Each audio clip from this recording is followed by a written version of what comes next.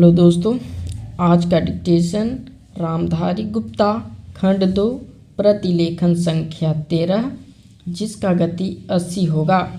Dictation 5 second में शुरू होगा। Ready start. महोदय, निस्संदेह ही आज भी हम भले ही कई मुश्किलों का सामना कर रहे हों, फिर भी हम 1991 के उन दिनों जैसी स्थिति में नहीं हैं। एक राष्ट्र के रूप में हमने काफ़ी भरपाई कर ली है और हम आगे बढ़ने के लिए तैयार हैं। श्री राव के नेतृत्व के बिना यह संभव नहीं था।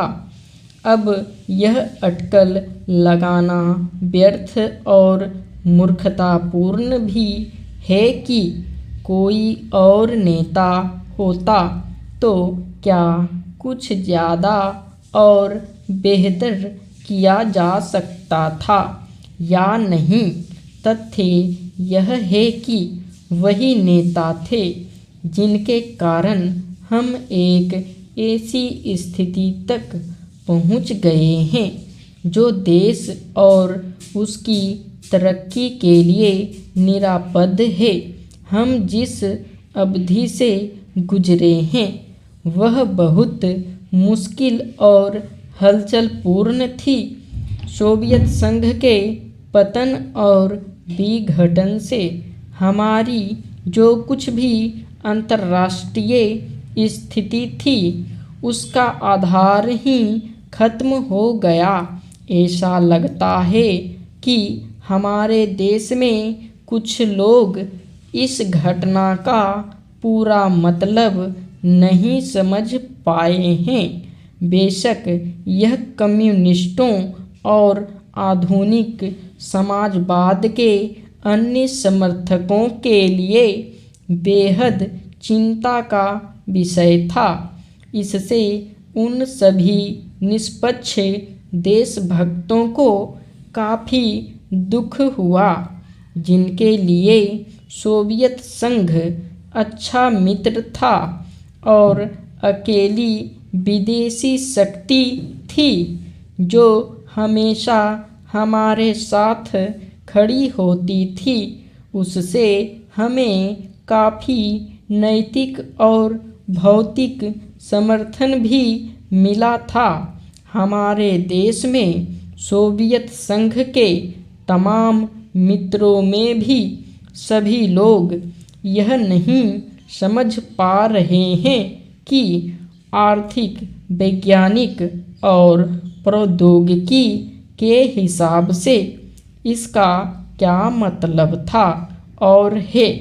जब हमें सख्त ज़रूरत थी तो कोई ऐसा नहीं था जिसकी ओर हम देखते घबराने और अपने देश को दिवालिया राष्ट्र घोषित करने के बजाय प्रधानमंत्री ने मुश्किलों का डटकर मुकाबला किया।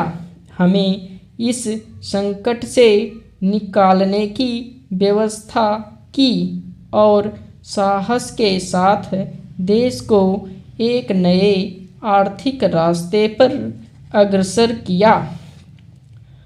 कांग्रेस ने अपने चुनाव घोषणा पत्र में इसकी मोटी रूपरेखा न बना ली होती तो बेशक यह संभव न हो पाता।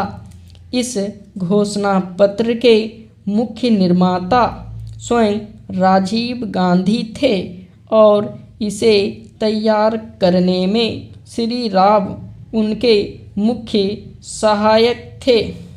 देश को संकट से उबारने और नए आर्थिक रास्ते पर ले जाने में बेशक मनमोहन सिंह की देशभक्ति, विद्वता और ख्याति महत्वपूर्ण कारण थे। नई आर्थिक नीति जनता के हित में नहीं है। इस काल्पनिक तथ्य को लेकर काफ़ी हंगामा मचाया जा रहा है। इसके उलट अगर उसे अपेक्षित ढंग से लागू नहीं किया जा रहा है तो इसकी वजह यह है कि जनता के नाम पर हर तरह की आंशिक और कारपोरेट मांगें पूरी की जा रही है।